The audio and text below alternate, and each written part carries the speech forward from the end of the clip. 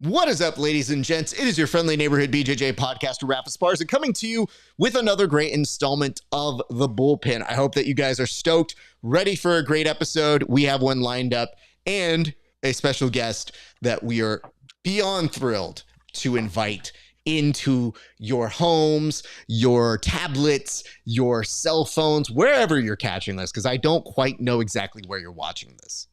I look at the analytics and sometimes I leave more confused than I was going in. Nonetheless, very excited to have you guys here. A couple quick reminders. If you like the show, give us a like, comment, and subscribe. If you do all those three things, don't just do it on my show.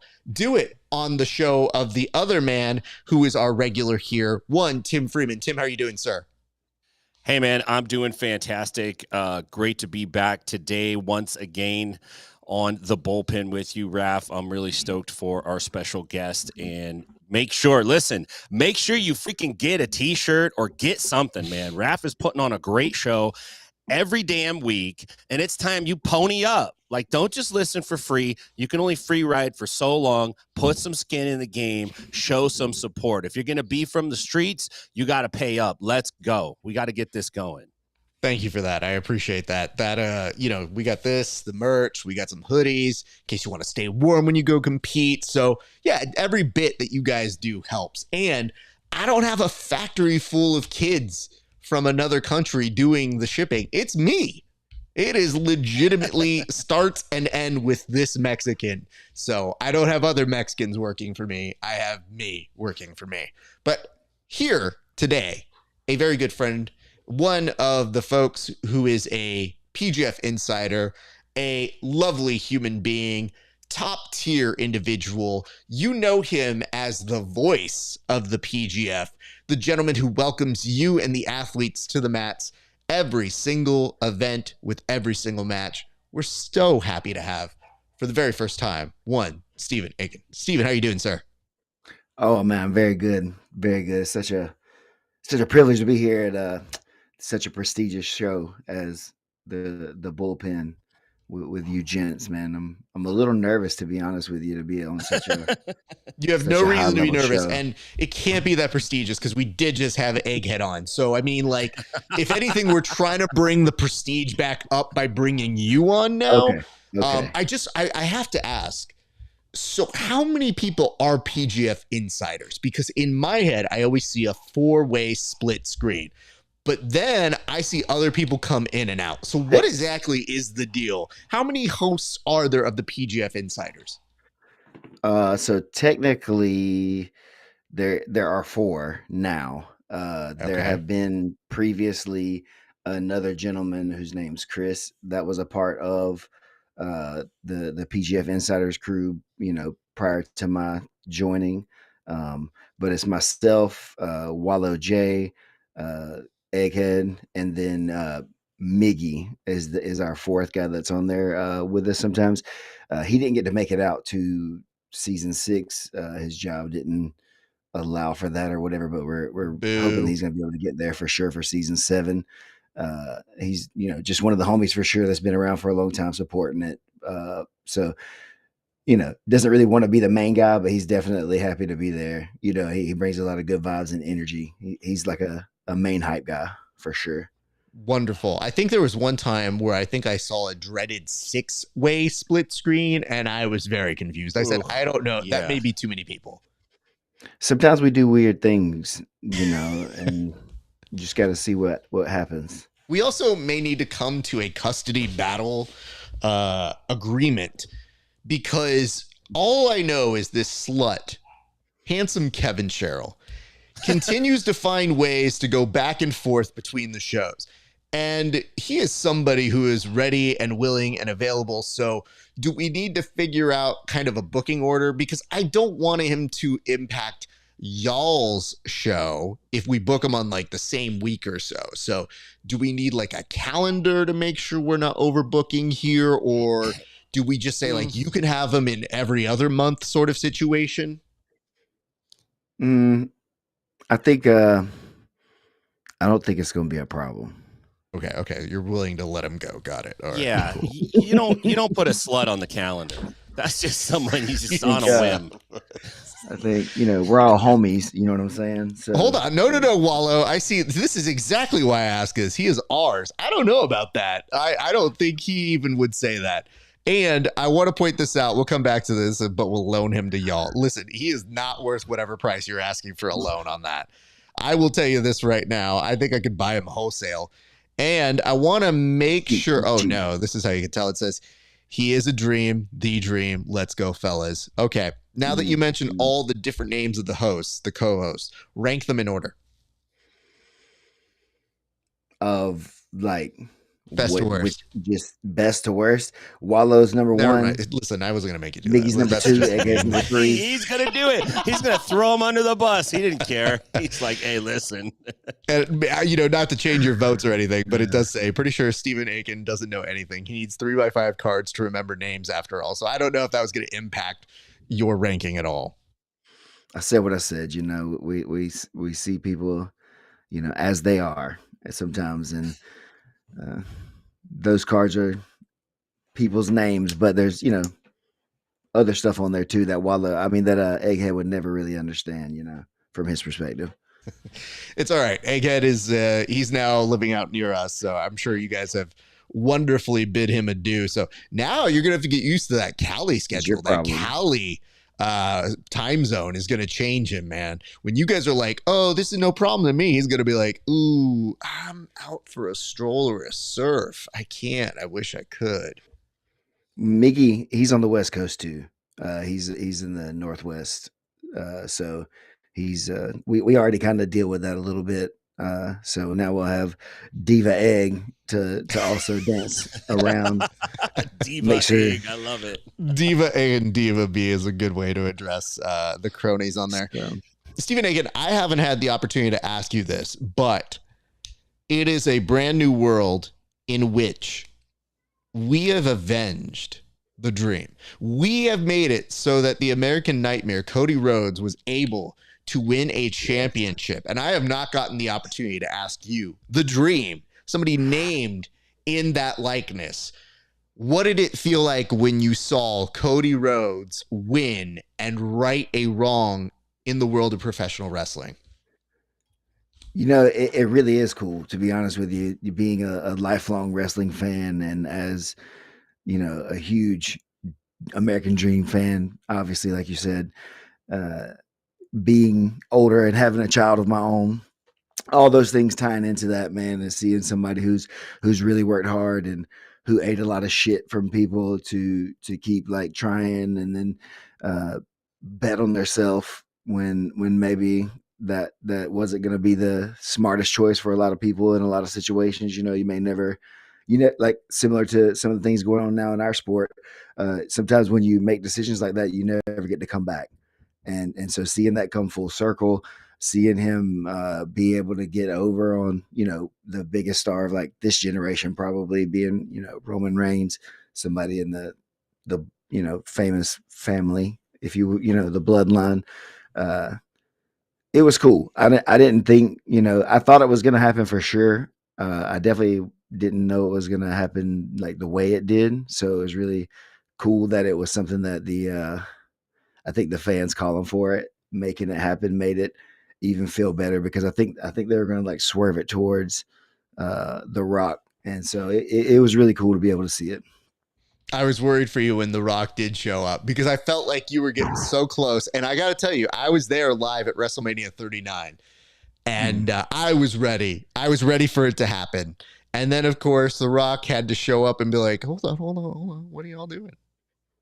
We got a real opportunity on the table. And I thought to myself, I go, oh, no. And then I was there for The Rock in San Diego when he reemerged, and I go, oh, they're going to do it?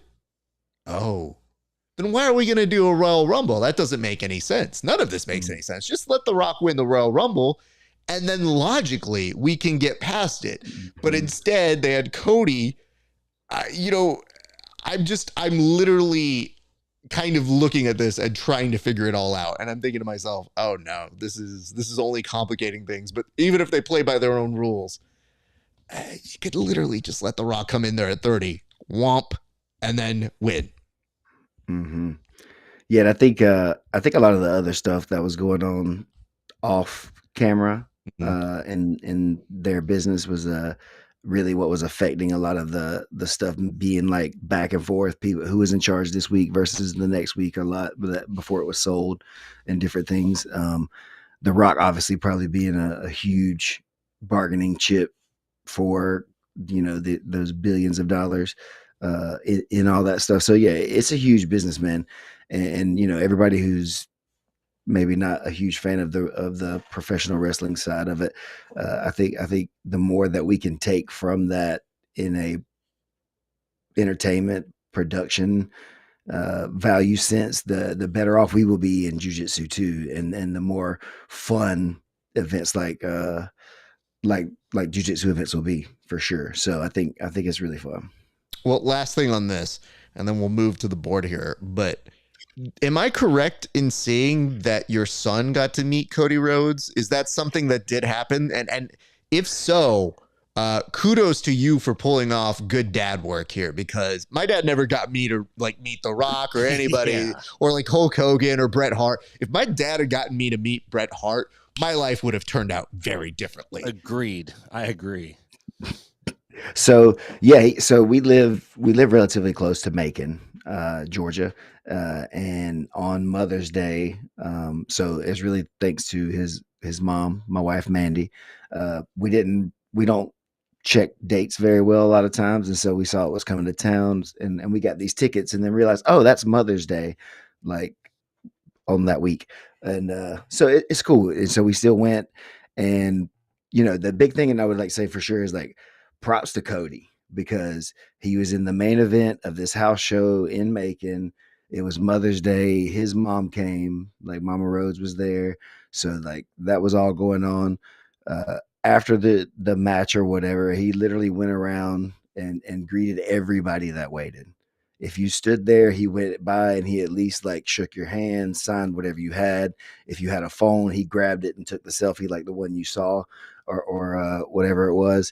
And literally circled back around to people who thought that they had missed him, and the security was telling him to keep going back. And he circled past the security to go greet another set of fans that had waited after the show just for that chance. So like he like demonstrated what being like a real world champion is, at least in my opinion. So yeah, that was a really special moment for sure, for me. And I hope my son does remember, what that was like. Hey, listen, I don't think you need to, if he remembers, you need to frame that, put that up, and be like, oh, what's that? You didn't do your homework or do your chores this week? Well, I guess Cody Rhodes would be very disappointed in you, son. Yeah. Call my friend Cody. Cody Rhodes would do it if Dusty asked. You know what I mean? Like, I'd be playing that card every single week. You didn't go to the library? Well, Dad, fine. I'm going to the library. Fine. I'm doing my homework. So just saying, there is that. And it says, oh, look at this. This is adorable. We're getting notes right now from the brethren. It says, but seriously, Stephen is the hardest working man in the PGF. I sent a pic of him that Wallow took that speaks volume to it. And I would be remiss if I didn't show it here. So give me a second. But I really do feel like it does encapsulate what I'm sure Tim and I did see when we were working there, because we get a front row seat. But look at this man. This is like some White House portrait that they gave him right now. Like, this is he's working, he's writing out the speech, like that's some really cool stuff. So shout out Wallow for Wallow didn't get any photos of me that look this good. So I'm just saying, like, This is like a half compliment. Like, good job, Wallow. Next time, get one of me. That's just being really anxious right there and putting some headphones on and trying to like zone in. So yeah, thank you, man. You know, we bust each other's chops or whatever it is, man. But it's definitely all love for real. You know, everybody's supporting each other and stuff like that. It's fun, and I'm not the hardest working man in the PGF, but maybe for like 1 week, if we're gonna say that at all, because I just kind of show up and look handsome and just yell a lot, and that's it. But everybody else, you know, the real superstars like Brandon and Keelan, and you know all the other people like that's working around the clock for months in advance and everything like that are who are the real superstars. So I appreciate that, but I definitely am not him. Don't worry. We have a fairly wonderful and solid group that we are now a part of, and we felt it as soon as we arrived there. So we thank you for that. But guys, we got to get to the board. We've spent enough time with all of the formalities. So very excited about this. We'll take you to it right now, and we're going to start with this. So our first news item is going to be the fact that, yes, there was something that was supposed to happen. There was supposed to be a Mikey Musumeci match, but for whatever reason, it fell through.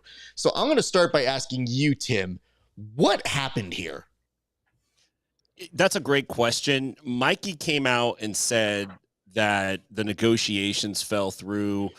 The best that I could get in terms of potentially who this would be is that it was a legend. Who knows like what that means? It could be an MMA legend. Is this a jiu-jitsu legend? Is this I don't know. There was a lot of speculation. There were a lot of cool names that were, you know, we talked about on our show leading up to it, but unfortunately it didn't happen. It's like kind of the first thing in CJI that's kind of been like, well, that was a dud. Like, shot a blank on that one.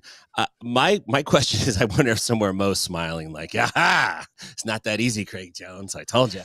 I don't know, man. It's it would have been nice to see Mikey. I wouldn't mind them just throwing him in the tournament, just being like, hey, man, we know you're little, but like, I'm sure he would get quite far in it. He's a tough dude. But yeah, man, it kind of turns into a fizzle. Obviously he's got future stuff coming up with one, but I really wanted to see him, and maybe they'll pull something out of their rear ends in the end here. It seems like if Mikey really wanted to make it work, they probably could find somebody for him, but maybe he's only interested in fighting a particular person, and now that person's out of the picture. It's not going to happen. They should name names, but maybe they're going to try to set this match up like at one or some other format. I don't know, man. This one's really kind of got me you know, thinking. I don't know who it is, man. Stephen, what was your reaction when you found out that Mikey would no longer be participating at the Craig Jones Invitational? You know, I was a little bit surprised and really just curious about what even happened at all, because not having an opponent announced kind of made it feel like it was just a wasted announcement in the first place that they had him there at all. So I really just don't know what to think. And then when I started looking a little bit further about what he has coming up, 2 weeks after CJI, so roughly 2 weeks, they had the one championship matches with Cade Rotolo. And so I was thinking maybe it could have been some sort of like injury thing, but if that was it, then he probably wouldn't be able to take that match still if it was like so close together. So I don't know. I'm really curious, or maybe he saw the money on the table that everybody was maybe talking about, and he was asking for more than the CJI officials wanted to be able to come up with for a one match kind of situation. Okay, so you bring up a good point about the money, which I'm not clear as to what happened here. But when I saw Mikey later in the comments, he did put up a comment that said, I was doing this one for free, or I was doing this one for charity. And I wasn't clear what that is. So in my opinion, sometimes the way that Mikey writes, it does not make him the world's most credible narrator, if you would. Because when he speaks, it is partially emotion based. So when I see something like that, I go, I don't know if this is factual or not. But if he's trying to imply he was doing a solid for the Craig Jones Invitational, That opened the door for our friend Train Angry, who was like, whoa, people competing for free. What's that all about? And his ears triggered up. And mine only went up slightly because I go, okay, the Craig Jones Invitational is paying the athletes. Maybe it was a defer in favor of charity because Mikey's already doing so well himself. But these types of questions happen when something is new and people don't know what the process is. And the communication of it seems slightly awkward. Like we don't fully know, much in the same way we didn't know who he was going to be going up against. And as Tim alluded to, they may be keeping it close to their vest because maybe they're going to try and make it happen if there is a Craig Jones Invitational 2, which we have heard word is highly likelihood. But all things considered, it is incredibly odd. Stephen, you mentioned, or no, was it Tim? Did you mention the idea of Mikey going into the 66 division, right? Or I'm sorry, the under 80 division. Yeah. Under 80. I mean, I know that he's kind of small for that, but he's game. He fights out of his weight class all the time and one. It's not like it's not he never seems to be the kind of guy that's really super particular about his weight class unless it's like in the gi or something, but outside of that he doesn't seem to mind.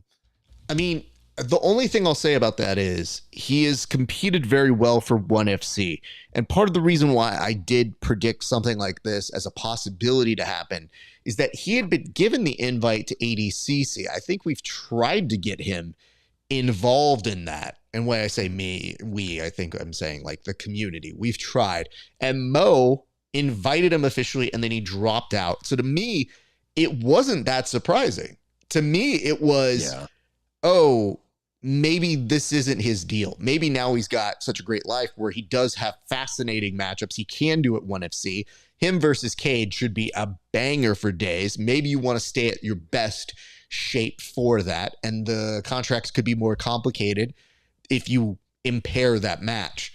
Having said all of that, I am a little bit disappointed in that we have these major showcases and that Mikey has not been a part of them for neither ADCC or the Craig Jones Invitational, which are arguably two of the most visible things in the world. And this is despite what 1FC will tell you, because they're going down the Dana White logic of let's invent numbers. 1 trillion people have seen this match, and you go, that is impossible. I'm good at math, but I don't think that's accurate. Okay, cool. So I think we're in a real weird space where if you have these two events, and at the very least you didn't see him at ADCC, I think we as fans can express some disappointment without fear of retribution. Or I think we should be able to say it is a little bit of a bummer that we don't have somebody of his spectacular skill being able to demonstrate on our biggest stages. So what if he, is making enough money with 1FC that he doesn't need to take those hits on his body and those risks on his body? Maybe he feels like he's already done enough to cement his spot, at least, where he thinks he's at in the hierarchy of the, the standings of jiu-jitsu, that he doesn't need to do either one of these events. Or maybe the offer for CJI, like I said, the opponent wasn't necessarily a high enough level person to get him to come and show up for, because he is doing matches with such high level people in 1FC who are bigger, and they get paid pretty well for going over there, from what I understand, to those events. So maybe he's just doing like everybody else and just kind of chasing the bag this season. I mean, I kind of think you might be onto something with that, but the part that is like, you kind of got to call him out is that one is like Cade's doing the tournament and the Rutolo brothers are doing, they're doing CJI. They're not sitting back and they're fighting in one and they're making money. And I'm assuming they're being paid on some scale within range. I don't know. Maybe Mikey makes more, maybe he makes less. Who knows? But those guys are doing it. And why even make the announcement in the first place? Like, if you're not 100%, it's like, why even do it? It's just, I think Mikey has a heart of gold. I just think the feelings in his heart, and then what happens when it gets translated into words. Sometimes I think Raf hit it on hit the nail on the head. It just doesn't always come out like in a way that totally makes sense or that you could go back and look at later and understand, unless you were under the influence of that same emotion that he felt at the time. It's a little bit wishy-washy. So disappointing for sure. May I say this? How do I put this? So somebody in the community, a friend, he was hit up about this. And he was like, hey, would you be down with a match against Mikey Musumeci? And he's like, dude, I'm a civilian. What is this? It turns out he shared a name with the person that I think they were angling for. So he was like, I mean, I'm just a purple belt, but I mean, I'd be down. And he sent him a note back. And that was from Craig Jones. And Craig Jones goes, hey, actually, it's this person. I'm so sorry. You do share a name. I can't believe I sent this to you. So when this match fell through, said friend sent a note back being like, hey, man, I'm serious. I'll come through. I'll commit. I'll step up if said person with same name didn't come through. So I think I know who they were trying to get. And I find it to be a fascinating name. And I think it is not who you think it was. I don't think it was somebody that you see as much in the jiu-jitsu community, but somebody with solid jiu-jitsu. And it was not necessarily a pure jiu-jitsu legend. But you might do well to look and see who have hit certain favorite moves of the 10th planet system in various regions. And that's as much of a hint as I think I'm going to give you guys. So off air, you guys get to know, but everybody else, that's your clue. Dang, that's a good one. Now I'm kind of irritated. I'm like, dang, I want to know what this name is. Damn it. Interesting. Womp womp. You guys should pay or do something for the grappling hour, and then you can go ahead and see. You know what? That's what I'll do. Patreon members, you can find out who that is, because I didn't technically reveal anything. And honestly, I wasn't the one. I don't have prior knowledge to any of these things. I just happened to fall into that one. So I want to point this out. Also, Wallow J said there's 2 of you on my website, but we'll do a photo shoot of you if you want. I got you, dog. They're great. I would like one. I did tell him afterwards. I said, I think the bullpen guys, meaning us, need some coverage, some photos. And he definitely agreed to do that. So I think next PGF we'll be doing that one. The note is Aoki rematch. That is not it. Very few people are going to share the name Aoki. So my homie Shinya and we're just yeah. Everything sounded good, Egg, except the part that the name is shared, dude. Come on. Like if his name was like Steven Garcia, then we'd be like, okay, we can see it, No, wait, who said me and my buddy It's the best. That's the best thing in the world. To be like, oh, when we got together, my homeboy Shinya over here, we're gonna go down to the 7-Eleven and get us a Slurpee. Yeah, I'll leave it at that before I get myself implicated here. But I'll tell you this much: would have been kind of cool. Hey guys, I don't know if you know this, but Henno Gracie is now going around trying to trademark the phrase "safe rap." Now, safe rap is a form of defense that they are hoping that law enforcement individuals will be able to use to subdue any kind of persons with non-lethal, non-violent force, if you would. So just to give you an idea of what they are looking to do with this, we're going to go ahead and show you their appearance on TMZ Live. So this was them going on TMZ Live to basically tell you guys and show you what this really looks like here. So here you're seeing that they're taking out some random intern, we hope, or at least some dude who was walking in who's going to be paid $100 for the day to basically get taken down here. And what I really want to point out is not only is the efficiency of this gift wrap, but double gift wrap, if you would, but it's also the fact that they start getting them into what looks like a Texas Cloverleaf pro wrestling move. There, they put money on the ground, and it did beg the question, why did they do this? Like, legitimately look at them putting money on the ground. So when you subdue somebody, you better take that money out and put it over to the side, or they're making sure that he's going to pay the down payment to go to gracieonline.com. Anyway, so after they put the money over to the side, look at what they then do to further make things safe. His awkwardly positioned pocket knife is now thrown to the side, and everybody can have conversations now. I think they're asking him, can you move? Can you get out of there? And the TMZ guys are essentially saying, yeah, he can't get out from there. So I'm going to ask both of you your initial thoughts and interpretations. Stephen, you are clearing the eyes. It looks like you may have been crying a little